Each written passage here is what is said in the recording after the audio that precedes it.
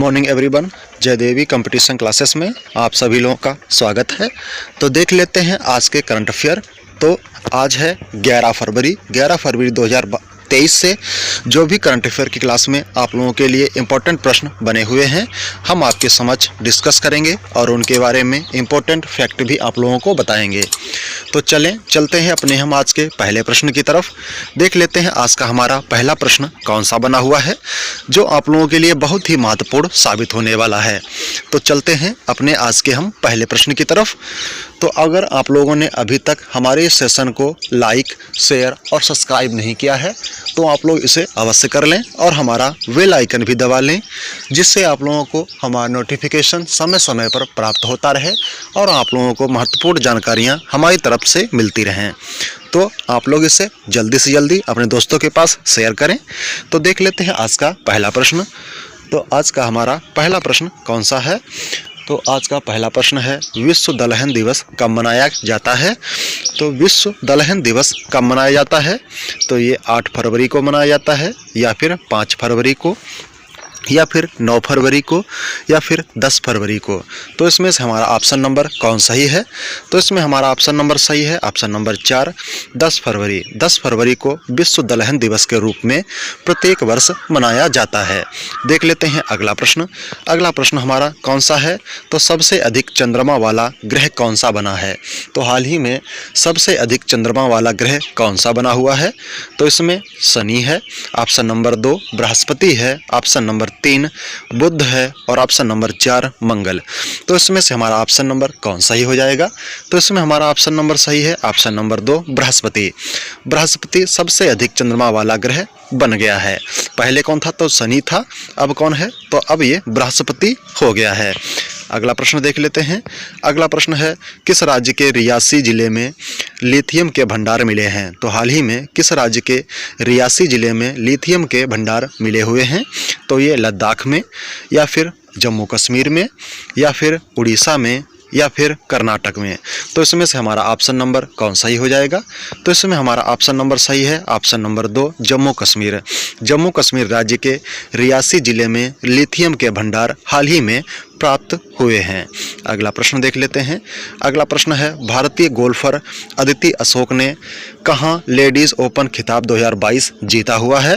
तो ये श्रीलंका में जीता है या फिर न्यूजीलैंड में नहीं जीता है या फिर ऑस्ट्रेलिया में या फिर केन्या में। तो इसमें से हमारा ऑप्शन नंबर कौन सही है? तो इसमें हमारा ऑप्शन नंबर सही है ऑप्शन नंबर 4 कहाँ? केन्या। केन्या में भारतीय गोल्फर अदिति अशोक ने लेडीज़ ओपन खिताब 2022 जीता हुआ है। अगला प्रश्न देख लेते हैं। अगला प्रश्न है 89 टेस्ट मैच में सबसे तेज 450 विकेट लेने वाले दुनिया के दूसरे क्रिकेटर कौन बने हैं? तो ऐसे दुनिया के दूसरे क्रिकेटर कौन हैं जिन्होंने 89 टेस्ट मैच में सबसे तेज 450 विकेट लेने वाले दुनिया के दूसरे क्रिकेटर बने हैं? तो ये विराट कोहली हैं या फिर रविंद्रन अश्विन हैं या फिर रोहित शर्मा हैं या फिर सूर्य कुमार यादव हैं। तो इसमें से हमारा ऑप्शन नंबर कौन सही है?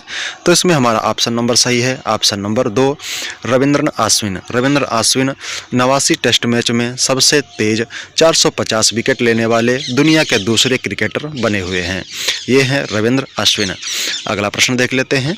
अगला प्रश्न है गूगल डूडल पीके रोजी की कौन सी जयंती पर उन्हें सम्मानित किया गया है? तो ये 100वीं जयंती पर या फिर 120वीं जयंती पर या फिर 98वीं जयंती पर या फिर 150वीं जयंती पर। तो इसमें हमारा ऑप्शन नंबर सही है 2 120वीं जयंती पर गूगल के डूडल निर्माता हैं पीके रोजी, जिन्हें उनकी 120वीं जयंती पर सम्मानित किया गया है। अगला प्रश्न देख लेते हैं। अगला प्रश्न है क्रिकेट के तीनों प्रारूपों में शतक लगाने वाले पहले भारतीय कप्तान कौन बने हैं? तो ये विराट कोहली हैं, रोहित शर्मा हैं, महेंद्र सिंह धोनी हैं या फिर हार्दिक पांडे हैं। तो इसमें हमारा ऑप्शन नंबर सही है 2 रोहित शर्मा। रोहित शर्मा क्रिकेट के तीनों प्रारूपों में शतक लगाने वाले पहले भारतीय कप्तान बन गए हैं। अगला प्रश्न देख लेते हैं। मंत्रा ने किसे अपना ब्रांड एम्बेसडर नियुक्त किया है? तो हाल ही में मंत्रा ने किसे अपना ब्रांड एम्बेसडर नियुक्त किया है? मेघना देसाई को या फिर रणबीर कपूर को या फिर रणवीर सिंह को या फिर राखी कपूर को। तो इसमें से हमारा ऑप्शन नंबर कौन सही हो जाएगा? तो इसमें हमारा ऑप्शन नंबर सही है ऑप्शन नंबर 3 कौन सा है? ऑप्शन नंबर 2 इसमें हमारा सही है, रणबीर कपूर। रणबीर कपूर को मंत्र ने अपना ब्रांड एम्बेसडर नियुक्त किया हुआ है। ऑप्शन नंबर कौन सा? 2। प्यूमा इंडिया ने हरमनप्रीत कौर को अपना ब्रांड एम्बेसडर बनाया है। और राष्ट्रीय खनिज विकास निगम ने निकहत जरीन को अपना ब्रांड एम्बेसडर बनाया है। रियल 11 का ब्रांड एम्बेसडर कुलदीप यादव को नियुक्त किया गया है। और नवी टेक्नोलॉजी के ने MS धोनी को अपना ब्रांड एम्बेसडर बनाया है। अगला प्रश्न देख लें। अगला प्रश्न हमारा है, नाउ यू ब्रीज के लिए गोल्डन बुक्स अवार्ड 2023 किसने जीता है? नाउ यू ब्रीथ है, ठीक है, ब्रीथ है। कौन सा है? नाउ यू ब्रीथ के लिए गोल्डन बुक्स अवार्ड किसने जीता है? तो ये राखी कपूर ने, मेघना देसाई ने, अरुण कोहली ने, या फिर इनमें से कोई नहीं। तो इसमें हमारा ऑप्शन नंबर सही है, ऑप्शन नंबर 1। कौन है? मेघना देसाई। मेघना देसाई। तो ये पुस्तक कौन सी है? नाउ यू ब्रीथ, ठीक है। कौन सी है? Now you breathe. ओके, ये पुस्तक है। नाउ यू ब्रीथ के लिए गोल्डन बुक्स अवार्ड 2023 किसने जीता है? तो ये जीता है राखी कपूर ने, ठीक है। अगला प्रश्न देख लेते हैं। तो ये हैं राखी कपूर, इन्होंने ही जीता है now you breathe golden books award 2023। अगला प्रश्न देख लेते हैं। अगला प्रश्न हमारा है, किसने अपना उपन्यास विक्ट्री सिटी जारी किया है? तो ये सलमान रुश्दी ने जारी किया है, या फिर राखी कपूर ने जारी किया है, या फिर नीना नायर ने जारी किया है, या फिर एस्ले वार्टी। तो इसमें से हमारा ऑप्शन नंबर सही है, ऑप्शन नंबर 1।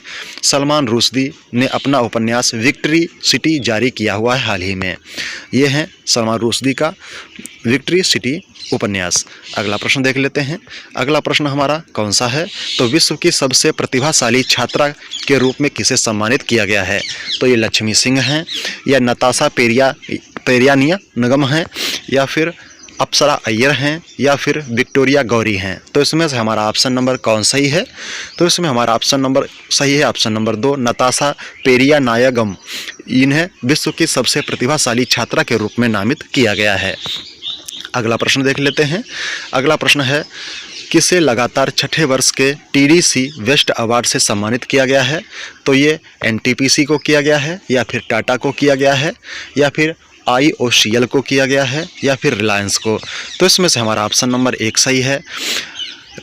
NTPC को छठे वर्ष के TDC वेस्ट अवार्ड से सम्मानित हाल ही में किया गया है। अगला प्रश्न है, मद्रास उच्च न्यायालय के न्यायाधीश के रूप में किसने शपथ ली है? तो ये राखी कपूर ने ली है, या फिर विक्टोरिया गौरी ने ली है, या फिर के सत्यनारायण राजू ने ली है, या फिर इनमें से कोई नहीं। तो इसमें से हमारा ऑप्शन नंबर कौन सही है? मद्रास उच्च न्यायालय के न्यायाधीश के रूप में किसने शपथ ली हुई है? तो ये ली है विक्टोरिया गौरी ने। किसने ली है? विक्टोरिया गौरी ने मद्रास उच्च न्यायालय के न्यायाधीश के रूप में शपथ हाल ही में ली हुई है। तो ये है विक्टोरिया गौरी। अगला प्रश्न देख लेते हैं। अगला प्रश्न हमारा कौन सा है? तो केनरा बैंक के MD एंड CEO कौन बने हुए हैं? तो केनरा बैंक के MD एंड CEO के सत्यनारायण राजू बने हैं, या फिर विक्टोरिया गौरी बनी हैं, या फिर सिद्धार्थ शर्मा बने हैं, या फिर AK द्विवेदी। तो इसमें से हमारा ऑप्शन नंबर कौन सही हो जाएगा? तो इसमें हमारा ऑप्शन नंबर सही है, ऑप्शन नंबर 1, के सत्यनारायण राजू केनरा बैंक के MD एंड CEO के रूप में नामित हाल ही में हुए हैं। तो ये हैं के सत्यनारायण राजू। अगला प्रश्न देख लेते हैं। अगला प्रश्न हमारा है, किस देश के खिलाड़ी कामरान अकमल ने क्रिकेट के सभी प्रारूपों से संन्यास की घोषणा की हुई है? तो ये भारत के हैं, या फिर पाकिस्तान के हैं क्रिकेटर, या फिर श्रीलंका के क्रिकेटर हैं, या फिर बांग्लादेश के। तो इसमें से हमारा ऑप्शन नंबर सही है, ऑप्शन नंबर 2, पाकिस्तान के खिलाड़ी कामरान अकमल ने क्रिकेट के सभी प्रारूपों से संन्यास की घोषणा कर दी हुई है। तो ये हैं पाकिस्तान के खिलाड़ी कामरान अकमल। अगला प्रश्न देख लेते हैं। FATF ने पाकिस्तान को 4 साल बाद ग्रे लिस्ट से हटाया है। बाबर आजम को सितारा-ए-इम्तियाज सम्मान से सम्मानित किया गया है। पाकिस्तानी सेना के लेफ्टिनेंट जनरल आसिफ गफूर को क्वेटा में 12वीं कोर कमांडर के तौर पर नियुक्त किया गया है। पाकिस्तान की पहली महिला हिंदू उप पुलिस अधीक्षक मनीषा रोपेटा बनी हैं। और वेस्ट इंडीज़ के पूर्व कप्तान डैरेन सेमी को सितारा-ए-इम्तियाज पाकिस्तान पुरस्कार मिला हुआ है। अगला प्रश्न देख लेते हैं। अगला प्रश्न हमारा कौन सा है? एरोन फिंच ने अंतर्राष्ट्रीय क्रिकेट से संन्यास संन्यास की घोषणा की है या किस देश के खिलाड़ी हैं? तो ये भारत के हैं, ऑस्ट्रेलिया के हैं, या फिर बांग्लादेश के हैं, या फिर न्यूजीलैंड के। तो इसमें से हमारा ऑप्शन नंबर सही है 2, ऑस्ट्रेलिया। ऑस्ट्रेलिया के खिलाड़ी एरन फिंच ने अंतर्राष्ट्रीय क्रिकेट से संन्यास की घोषणा हाल ही में कर दी है। तो ये कहाँ के हैं? ऑस्ट्रेलिया के हैं। अगला प्रश्न देख लेते हैं। अगला प्रश्न है, राफेल वरेन ने अंतर्राष्ट्रीय फुटबॉल से संन्यास की घोषणा की है या किस देश के खिलाड़ी हैं? तो ये ऑस्ट्रेलिया के खिलाड़ी हैं, या फिर न्यूजीलैंड के खिलाड़ी हैं, या फिर फ्रांस के, या फिर भारत के। तो इसमें हमारा ऑप्शन नंबर सही है, ऑप्शन नंबर 3, फ्रांस के राफेल वरेन ने अंतर्राष्ट्रीय फुटबॉल से संन्यास की घोषणा कर दी है। तो ये हैं राफेल वरेन। अगला प्रश्न देख लेते हैं। अगला प्रश्न है, नेपाल क्रिकेट एसोसिएशन के मुख्य कोच कौन बने हैं? तो ये मोंटी देसाई बने हैं, मेघना देसाई बनी हैं, या एरन फिंच बने हैं, या कामरान अकमल बने हैं? तो इसमें से हमारा ऑप्शन नंबर सही है, या option number 1, Monty Desai Nepal cricket association के मुख्य कोच हाल ही में बने हुए हैं। तो ये हैं मोंटी देसाई। देख लेते हैं। अगला प्रश्न हमारा है, ICC T20 महिला विश्व कप कहाँ शुरू हुआ है? तो ये भारत में शुरू हुआ है, दक्षिण अफ्रीका में शुरू हुआ है, या फिर श्रीलंका में, या फिर ऑस्ट्रेलिया में? तो ICC T20 महिला विश्व कप कहाँ शुरू हुआ है? तो ये शुरू हुआ है दक्षिण अफ्रीका में। दक्षिण अफ्रीका में ICC T20 महिला विश्व कप हाल ही में शुरू हुआ है। अगला प्रश्न देख लेते हैं।